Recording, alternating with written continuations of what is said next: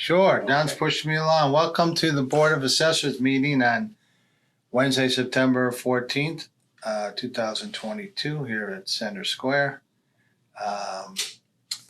In attendance today is Board Member Marilyn Gaddini, Director Diane Bishop, and Chairman Martin Gretchen. In accordance with MGL Chapter 30A, Section 20, is anyone taping this meeting besides LCAT in this office? Nope, no one else is here. We tape our own meetings and LCAT is here. And we will scrap the review of the minutes for today. And we'll start off with a warrant from 2008, motor vehicle excise recommitment warrant in the amount of $38.75. Okay, thank you.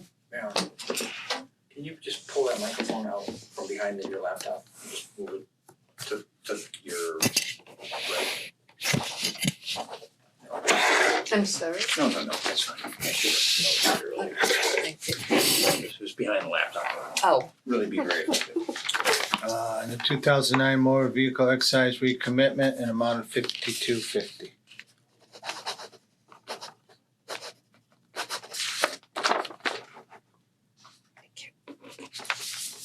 And 2022 motor vehicle excise commitment 5. Is that the amount now? Yes, it is. With the amount of $71,228.09. That had all of the updated information. There we go. Sorry about that. That's okay.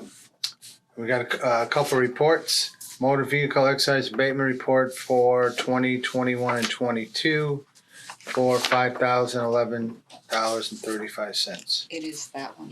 All of the other information's on the backside. Okay, just sign the front Got it. then. And a fiscal 23 motor vehicle excise reimbursement report, $581.71.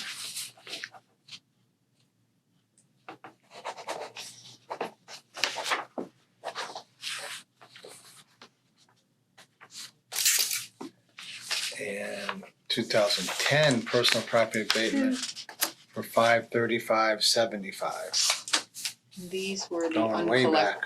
These are the uncollectibles that the board approved. Approved of last meeting, correct? Correct. And a 2011 personal property abatement report, $382. Same thing.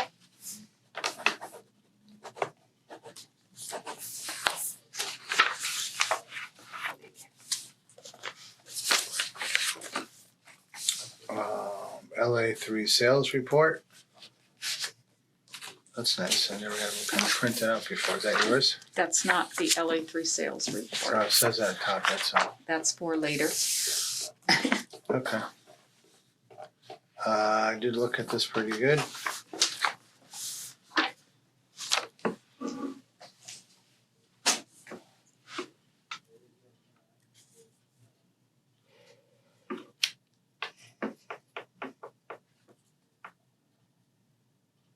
See, the college bought a piece of that property. Mm-hmm.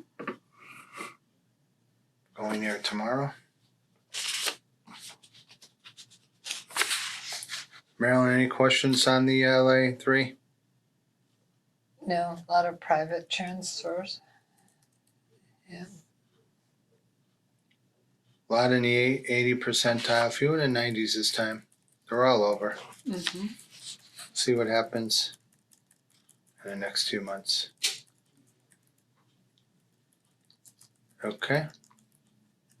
I see the Barnum and North Main. That's interesting for that person.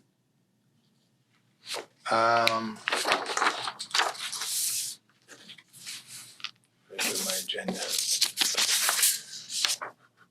And building permits.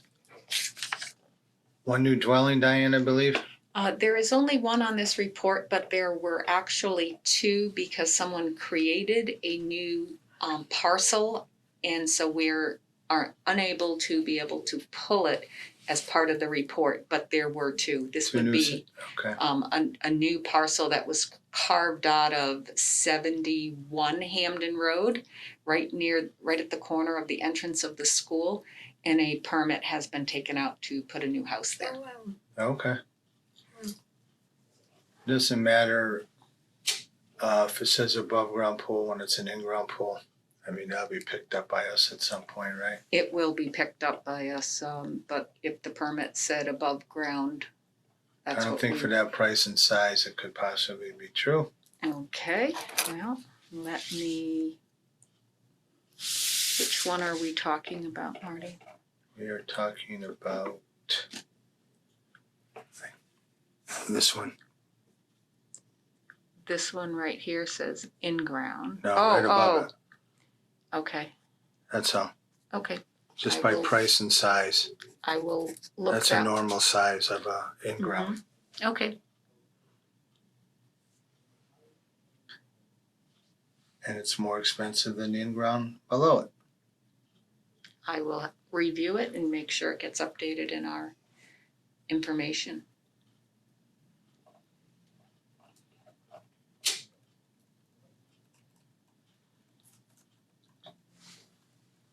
That's it. Solar's more than the last couple times. Anything else on building reports, Marilyn? A lot of them. Okay. 71. Any on your street? New? Any on yours? No. Now move on to the director's update. Okay, so we are looking to any taxpayer that is under Chapter 61A or 61B, as a reminder to submit their annual applications no later than Monday, October 3rd, by the close of business day. We do have our recertification. It is currently sitting with our DLS, Division of Local Service Representatives, who are reviewing. I did receive from the first reviewer that all information has met all of the standards and all of the documentation supports our value. And so now she had to pass it on to the next reviewer. It is sitting there at the present time. I had hopes that we would be having information by today that I could share with the board. Until we get preliminary, that will determine when we can have our public disclosure period. Right. I am all set for the information for public disclosure. We have information that will be here in the office. We will have a book at the library on the second floor at the information desk. And we will be having Excel spreadsheets with all properties that people could filter if they so chose on our town website. And it should be right on the main front page. They're creating a spot right front and center next to press releases or news flashes, so it should be very easy to find. That is for our new values. For our new values. So I'm just at waiting for the Department of Revenue to give me the go-ahead to start that process. And we do this every 3 years or 5? 5 years 5, now, okay. yes. Thank goodness. And we are going to have to be signing off the assessors on their own in the DSL gateway. So I'm reminding our board members to make sure you have your username and passwords readily available. I have been working on the new growth, and a little bit, in a few more moments, I'm going to be sharing with you the information that we will need to be signing off on once we get approval. Once we get approved now. Right, so, but it'll give you an opportunity to at least have reviewed the documents in case if you have any questions. And another topic that I wanted to bring to your attention that I did forget to write on this is Martha Leamy, our assistant assessor, and myself, we are going to be giving a senior exemption seminar at the senior center to go over the different exemptions that the town has available. And this will be held on Monday, October 17th at 10:30 in the morning. Naturally, people can still come here and ask questions, but sometimes they like to be able to sit in the audience and just get the information as a group and then make the decisions if they might qualify. Okay, great. Anything else to add to that? We're all updated? Okay, I make a motion to, What? I'm sorry, sorry, so if I could find my, recertification Agenda. process? yes. Oh, I thought that's what you were just talking about. Okay, so now I do have on your desks for each one of you, we have the LA3 sales report. That was the one that you started to look at, Marty. It is on an Excel spreadsheet. These were all the sales that that was submitted to the Department of Revenue for our FY23 certification. At the last meeting, I was hoping that we would have you sign it, but I was told at that meeting you didn't have to sign anything at that point. And I do recall Marty saying that, well, good, because I haven't had a chance to review it. So this I'm providing to you for your review prior to us meeting signatures, sign-offs. These are all the properties that took place, sales that took place in calendar year 2021, unless we needed a larger population, and that would be for vacant land, 2 to 3 family homes, commercial and industrial properties. We needed to have a larger population in order to do our review. So that will be at the point where we have to sign off on the LA3. This is the document that you will need to sign. So I did go into DSL Gateway and I have provided you a copy of the preliminary but not approved LA4. This has been entered into the recertification side of Gateway. I entered it into the typical spot where we would do it, so I could pull for you an LA4 comparison report from that compares last year to this year. You will be required, once we receive approval, to sign off on the LA4 assessment classification report, which is the standard one. The comparison just assists a little bit more.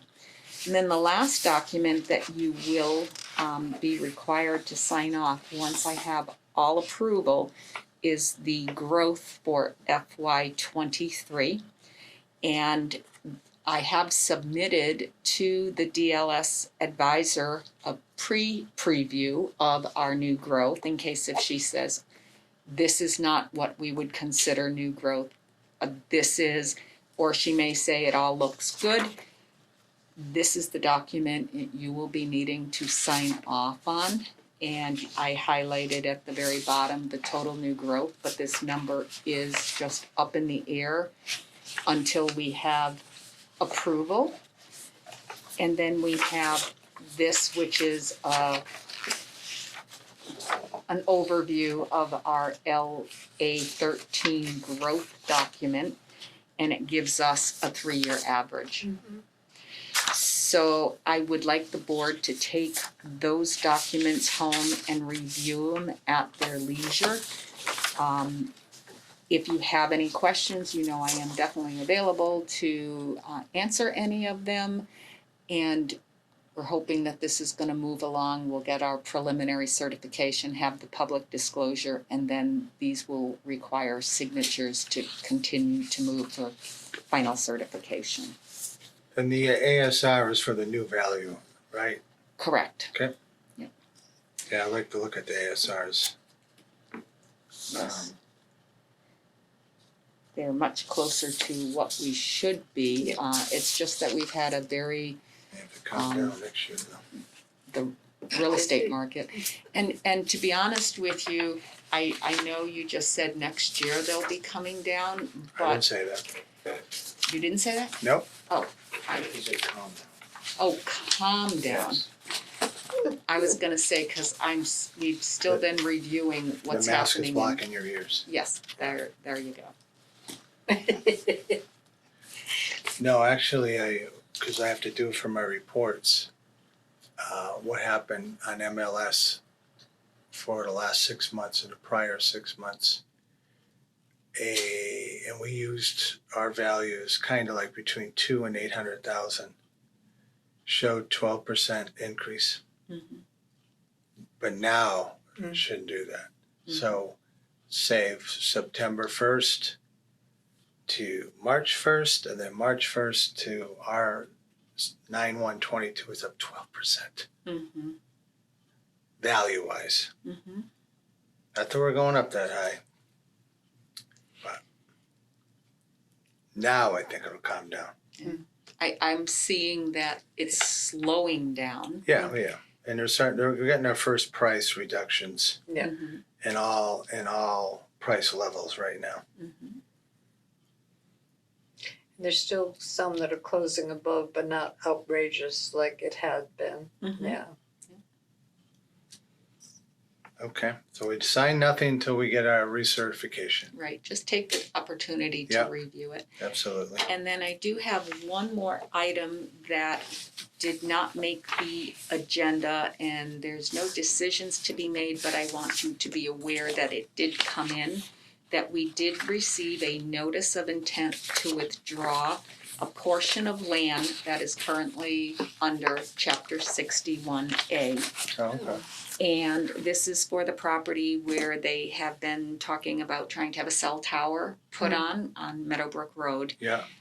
And unfortunately, the notice was lacking some information, so I did send them a letter back saying that the 120-day period does not begin until we have the full information.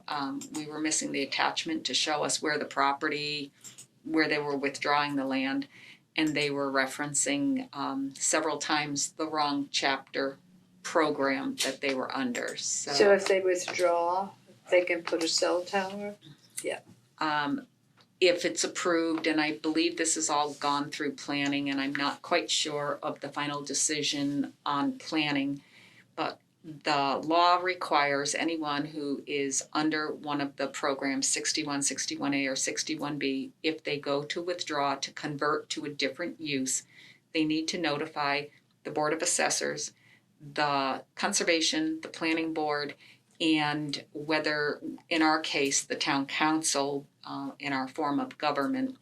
And the Town Council has to exercise their right to either want to purchase it or to say they can, withdraw the land. There is a penalty or a rollback tax that will happen, but our 120-day period has not begun yet, even though we received this due to lack of information. So what will that parcel be zoned if he takes it out of chapter land? Well, he only wants to take a very small, yeah. I think he said like 50 by 50 square feet Yeah. of, Just enough for the tower. yes, Yeah. yes. So, but until I have a map, Yep. There's not a whole lot I can do. So he may still be able to stay in chapter, providing that he is meeting all other regulations, but if he does withdraw, will be responsible for a small rollback for the land that he is taking up. Okay.